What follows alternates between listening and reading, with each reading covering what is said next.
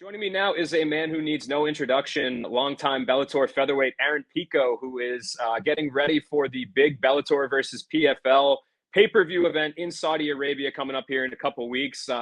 Aaron, man, the first time that we've had the opportunity to speak with you since the official merger. So I guess just talk to me about how you're feeling about this new era of Bellator. I know you've been one of their staples for a long time. So how does it feel to kind of be part of this newly formed super promotion? It feels good. I'm really happy with this merger. I mean, to be able to fight PFL guys and have new challenges, mountains to climb. I'm excited. I've my manager Ali has done a lot of good things with PFL. Talks very highly of them. Obviously, I've been with Bellator for a long time. Mike Hogan and Scott Coker, they've been nothing but good to me. So if we can, put those, have those heads together and put those fights on, I think the people that win are the fans. So I'm excited. And I guess talk to me about what the last few months have been like for you since we saw you compete in September when you got the big win over Pedro. Kind of being in this waiting game where there's uncertainty, you're getting asked by people like us all the time about what's going on, what's going on. You don't even know when your next fight's going to be. So was it difficult to kind of be out of action and as an athlete going through this period of uncertainty, or can you just kind of talk me through that a little bit? Well, I think the biggest thing for me, well, I can speak on myself. I mean, I kind of like to always have a clear um, an understanding of when I'm going to fight. I like, after each fight, you kind of know I'm going to fight maybe 3 or 4 months, and there's always kind of that in the back of your head, so you kind of know when to back off or when to train.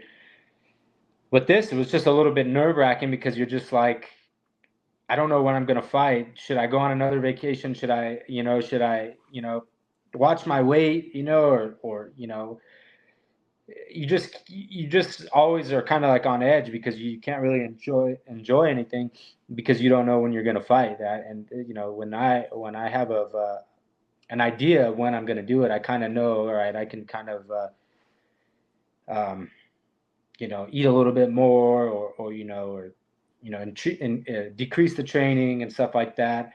So that was hard, but I just said, you know what, I'm going to enjoy myself right now. And of course, I always train. I always do what I need to do. But I enjoyed myself. Went on to some vacations with my dad, and enjoyed my horses. Spent a lot of time here with my son, and it was good. I knew that they were going to work.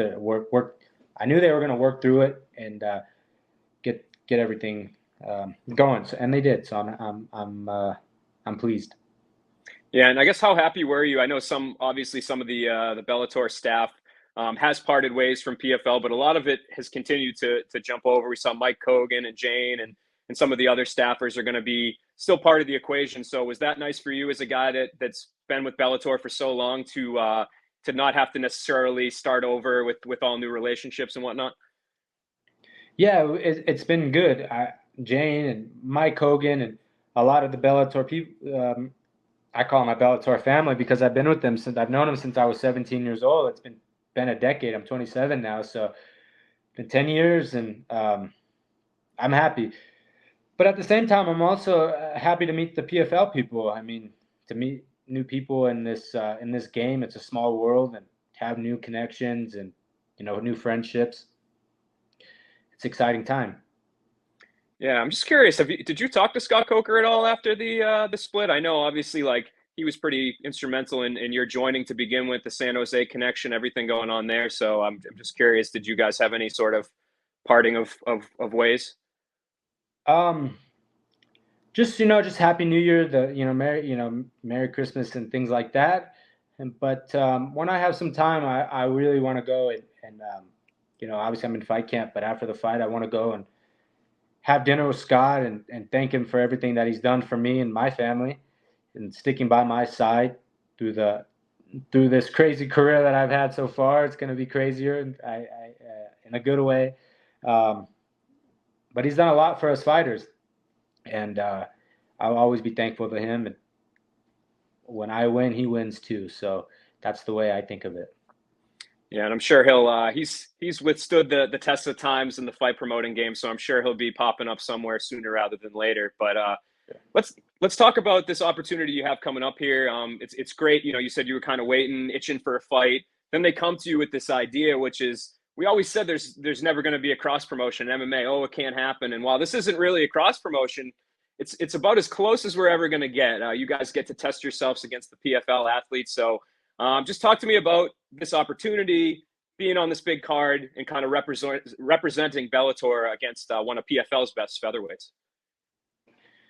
It's an exciting time for MMA. I think the cross promotions, I think it could always happen, to be honest with you. I just think it takes anything can be, you know. But basically I'll answer your question and then I'll get to where I was going with it. Is that I'm happy. I think the fighters deserve it to test themselves in other organizations and vice versa. I think when we're all able to do that, the fans really win. And that's ultimately, you know, why we fight is, you know, the fans, they do a lot for us and essentially pay our bills, you know, by them tuning in. So when the fans win, you know, us fighters win, we all win. And I think that that MMA should cross promote, and we should be able to fight in all organizations. I think that would be really, really exciting. I hope to see it in my time in MMA, and have the opportunities to fight champions in other organizations would be good. Nothing is impossible. All it takes is for people to meet at a table and negotiate. And I think there's a lot of great people in MMA and smart minds to be able to get that done. It just takes a simple conversation, and this is a good step to where this is a good step for the future, so we can see it in all organizations. And we haven't really heard yet the finalized sort of plan when it comes to where the fighters will all end up within these different series at PFL, right? Like there's the Bellator series, there's the regular season, there's these pay-per-view events. What's the roadmap for you? Like ideal scenario for Aaron Pico, would it be to stick with the Bellator brand and kind of work your way towards that title? Would it be to enter the PFL season format and try to go for the $1 million prize, or just kind of fight on these pay-per-views? What are you thinking that we're going to see from you in the next, you know, year or so as we enter the PFL era of Bellator?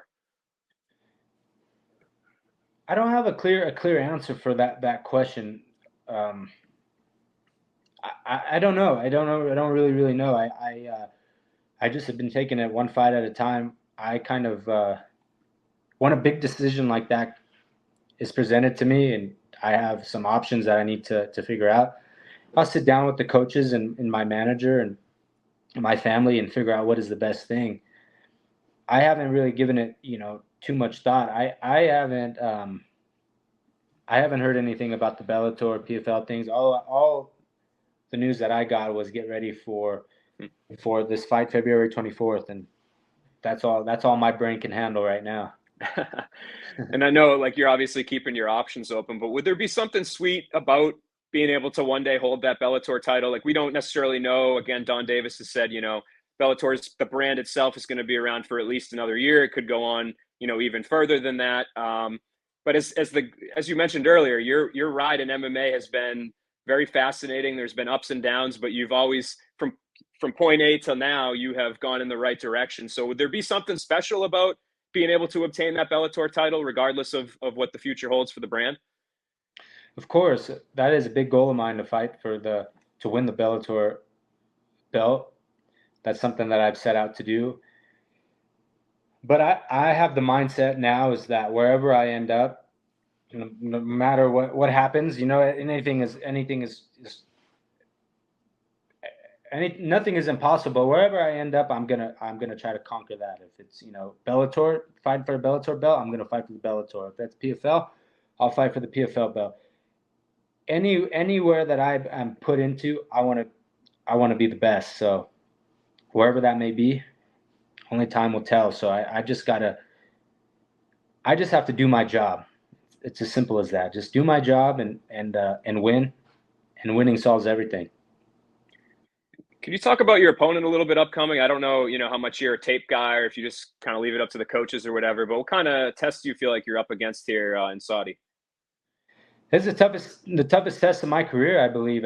He's got a It's a big challenge for us. My coaches are ready, but most importantly, I'm ready for it, and I'm at that point now. I'm ready to fight anybody on the planet. But he's young. He's younger than me, which is the first time to fighting somebody younger than me. I've been fighting guys that are a lot older. Um, but he's a great striker, great on the ground. This is going to be a great fight for us. So I'm ready to go test myself and win. Yeah, is that a weird revelation for you? Like that stat you just listed, like you've never fought somebody that's older. You've always been the young up and coming Yeah. guy, but now you're a little bit more seasoned. So is it weird to kind of take a step back and think about that? No, but I think I'm like a veteran now. I mean, I've had, I don't even know how many fights I've had, to be honest with you. I don't even know my record. I mean, that sounds kind of bad, but I don't even really pay attention to it. But all I know is that I've had a good amount of fights. I know what it's like preparing for a fight week. I'm a lot more wiser now. I know when to back off, what works for me, what doesn't. I know how fight week, interviews and checking in.